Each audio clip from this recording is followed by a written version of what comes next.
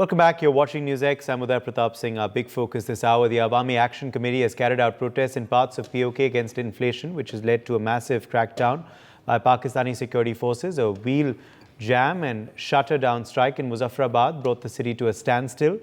The AAC had called for a peaceful protest against high taxes, electricity bills and the sudden rise in inflation. Clashes erupted when the police resorted to tear gas shelling around people's homes. This led to strikes being called across multiple parts of PoK.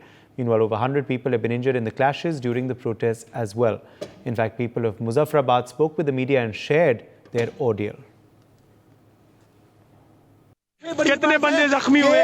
चार बंदे हमारे शहीद हो चुके हैं और दर्जनों जख्मी हो चुके हैं। शल मारे या जब फायर मारे? स्ट्रेट फायर मारे इन्होंने। लोग बैठे हुए थे जो नोटिफिकेशन को देख के खुशी से जा रहे थे, तो यहाँ एफसी वालों ने फायर मारे हैं किसी बंदे को, 2 बंदों को।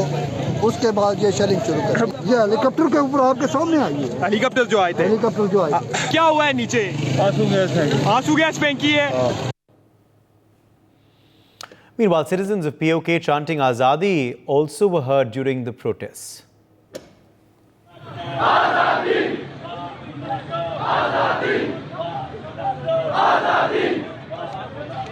Azadi! Azadi!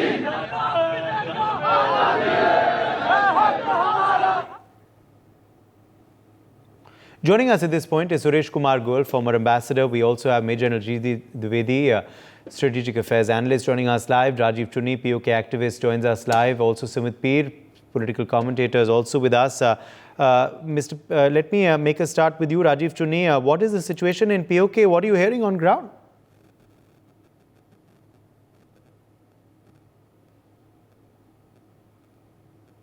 जी बोलिए। राजीव चुन्नी, क्या मेरी आवाज आप तक पहुंच रही है? जी जी जी आ रही है। मैं आपसे पूछ रहा हूं राजीव चुन्नी, सिचुएशन क्या है, स्थिति क्या है वहां जमीनी स्तर पर? क्या सुन रहे हैं आप?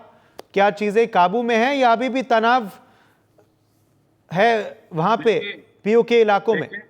जो हालात वहां बने हुए हैं, इसका अंदाजा लोगों को उसी दिन लग गया था जब पाकिस्तान ने इस पर नाजायज कब्जा किया था। हालांकि वो एक ऐसा पीरियड था, देखें सीज फायर के बाद भी, जब सीज फायर का ऐलान हुआ, एक क्रूशल माइग्रेशन पीरियड था कि 1954 तक जो चाहे इस तरफ आ सकता है, जो चाहे यहां से पार दूसरे हिस्से में जा सकता है जम्मू कश्मीर के। हम लोगों ने हिंदुस्तान की तरफ मुंह किया और खाली हिंदू सिख नहीं आए। मैं कई ऐसे मुस्लिम परिवारों को जानता हूं जिन्होंने इस बात का अंदाजा लगा लिया कि पाकिस्तान के साथ रहना अक्लमंदी नहीं है, तो वो भी हमारे साथ इस तरफ पलायन कर कर आ गए। आज वो लोग यहाँ ये सोचते हैं कि हमारा वो फैसला ठीक था, लेकिन जिन लोगों ने पाकिस्तान को चुना, और क्योंकि आपको पता है तब ये भी एक थ्योरी थी कि जम्मू कश्मीर का विलय ना हिंदुस्तान में किया जाए ना पाकिस्तान में किया जाए, इसको एक तीसरा देश बनाया जाए, और ऐसी सोच के लोग कुछ हमारे जम्मू कश्मीर के अंदर भी थे। और आज वो सोच रहे होंगे कि हमने वो कौन सी काली रात थी जब ये फैसला कर लिया कि पाकिस्तान के साथ रहना है। आज उनकी हालत ये है। और मैं आपकी जानकारी के लिए बता दूं कि जो हिस्सा हमारा आज पाकिस्तान के पास है, उसमें इतने रिसोर्सेज थे हमारे। आप जल की बात करें, पानी की बात करें, इतनी नदियां हैं हमारी जहां पर कितनी बिजली की पैदावार हो सकती है, कितने खनिज पदार्थ हैं। और पर्यटन स्थलों की मैं बात करूं, हमारे पास एक वीडियोग्राफ एक है हमारे पास जो हमने ड्रोन से बनाया है। कभी आपका चैनल हमसे मांगेगा, हम देंगे। इतने खूबसूरत नज़ारे हैं उस जगह पर, लेकिन आज उसको नर्क बनाकर पाकिस्तान ने रख दिया। क्यों बनाया है? क्योंकि पाकिस्तान की अपनी हालत भी जो है वो ठीक नहीं है। और मैं ये समझता हूं कि ये लोग आज भी अगर अपने आप को नहीं सुधरेंगे, क्योंकि इनमें से आज भी कुछ लोग ऐसे हैं जो ये नारा दे रहे हैं। अभी आप बता रहे थे कि आजादी चाहिए, और मैं आपकी जानकारी के लिए बता दूं, इनमें से कई लोग ऐसे हैं जो आज भी ये सोचते हैं कि आजादी हिंदुस्तान से भी चाहिए, आजादी पाकिस्तान से भी चाहिए। उनको ये मैं बता दूं कि आप कहीं गलत मुगालते में हो, आप मारे जाओगे। आप अगर हिंदुस्तान की तरफ आना चाहते हो, हम हाथ बढ़ाकर आपका साथ देंगे। क्योंकि आप हमारे लोग हैं, आप हमारी ही धरती के लोग हैं, हमारे उस रियासत के लोग हैं जिसको हम अपना इंटेग्रल पार्ट कहते हैं।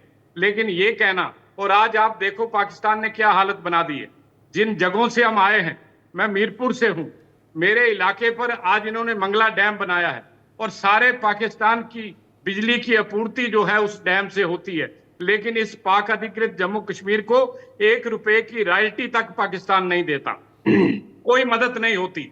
महंगाई की इतनी मार है, कोई नौकरी नहीं है, सड़क मार्ग नहीं है, कोई हवाई मार्ग नहीं है, कोई दूसरे आप कह लें कि कोई बड़े बड़े कॉलेज यूनिवर्सिटी, कुछ भी चीज आपको यहां दिखाई नहीं देती।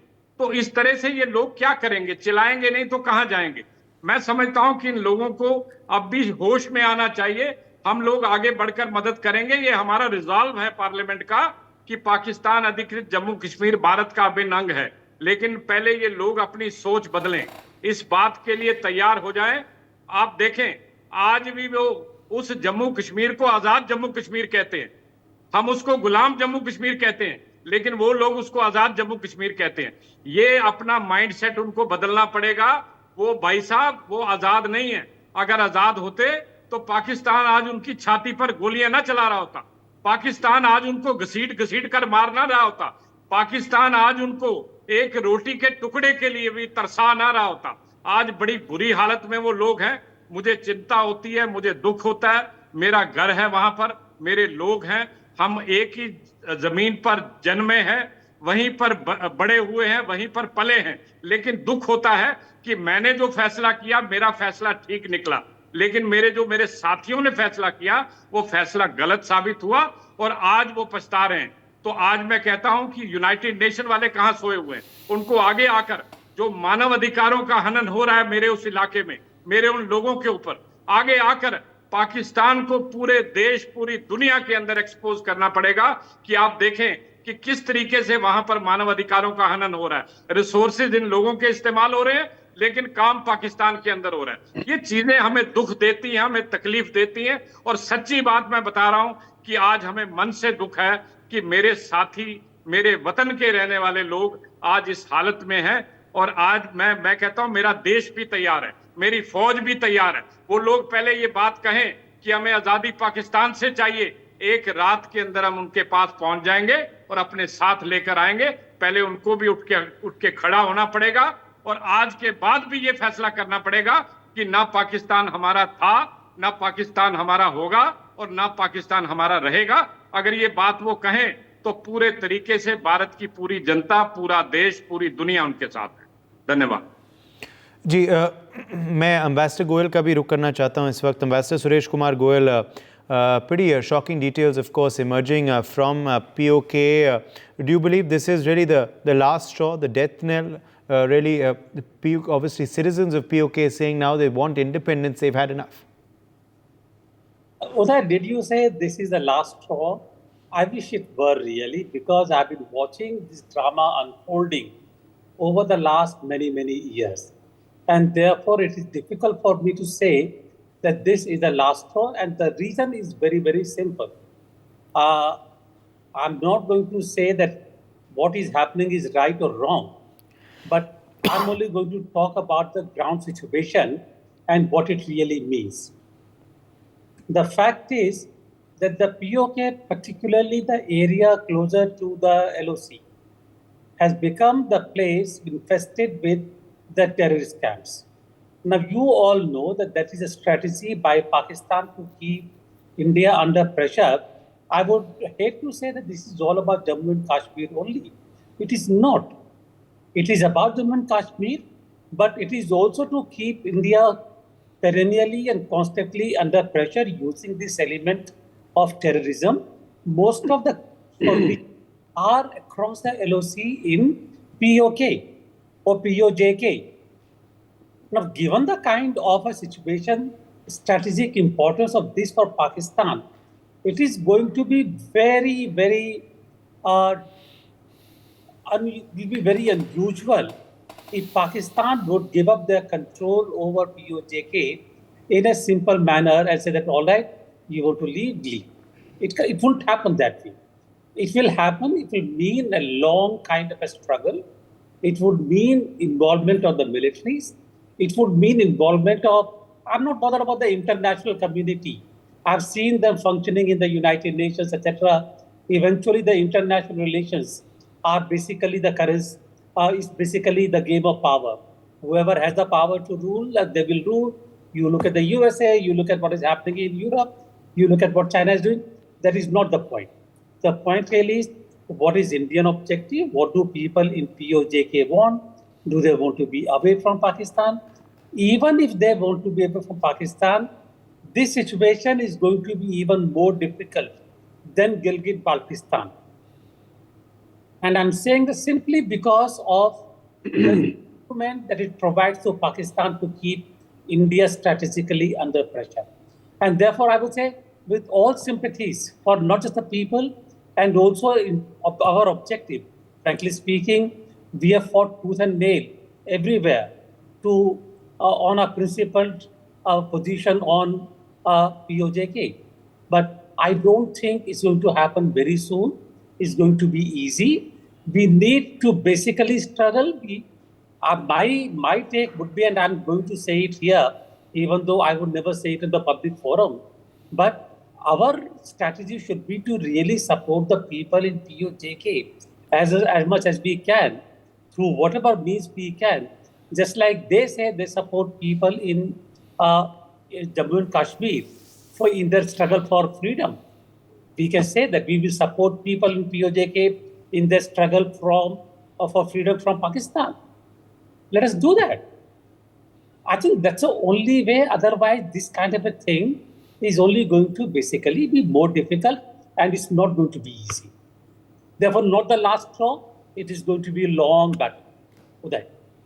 Right. Let me also take that across to Sumit Peer as well. Sumit Peer, what do you believe is the latest trigger that is causing these protests, this violence on ground in the PoK region? Many are saying that the time is right. They can't afford food and power. This is the time for India to step in. They need us.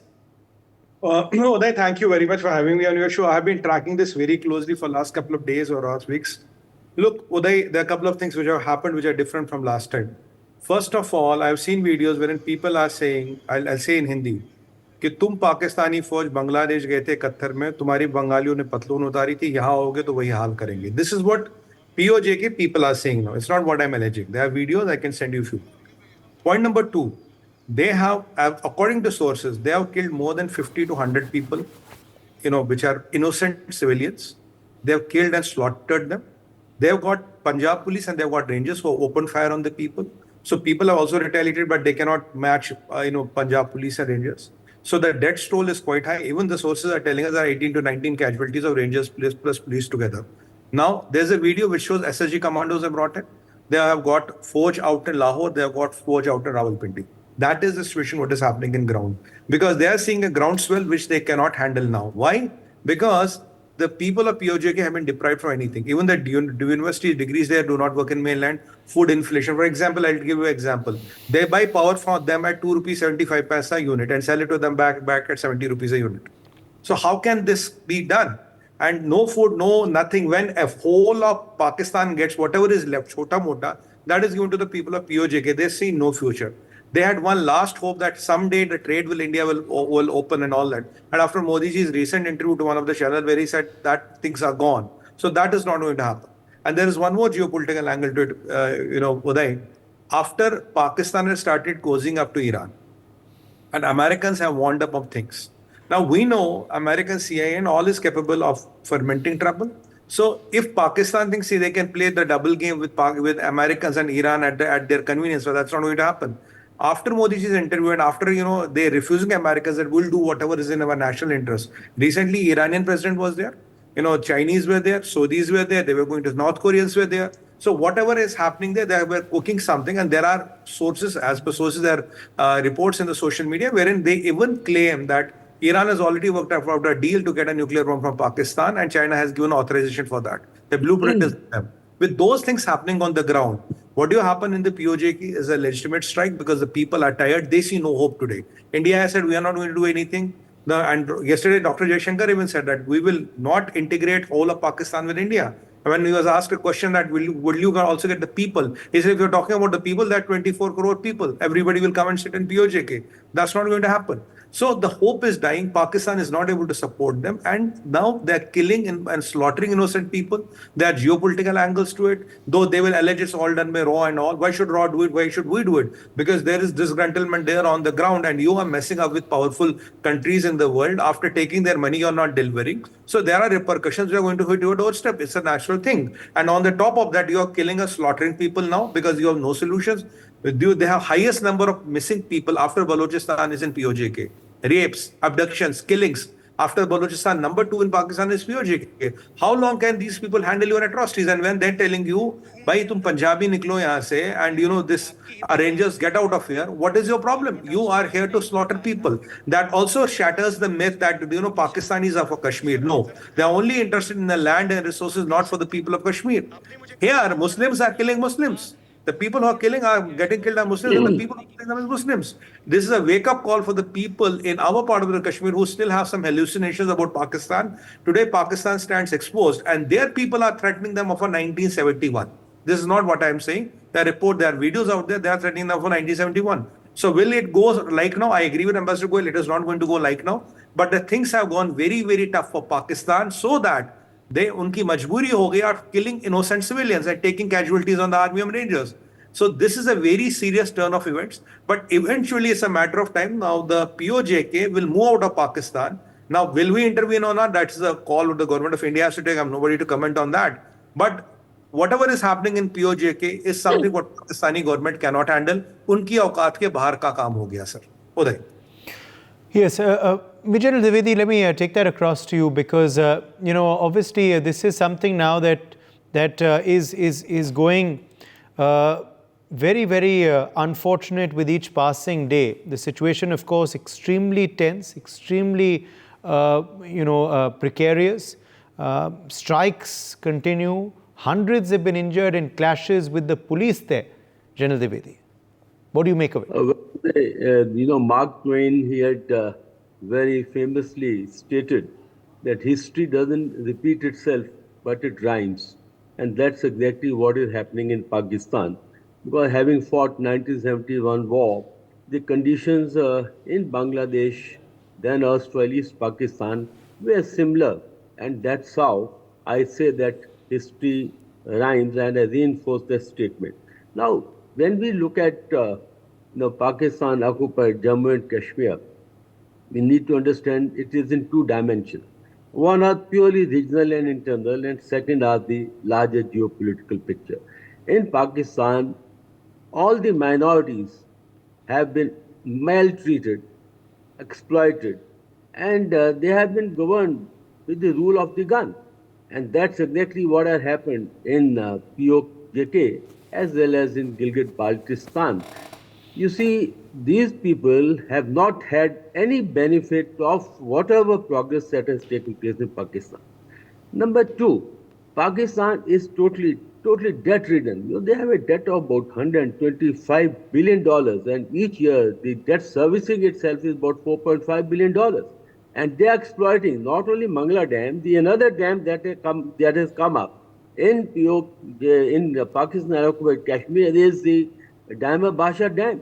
And that's where the Chinese have come in big way. Today, Chinese are a big player in this region because it's almost like leased out to Chinese.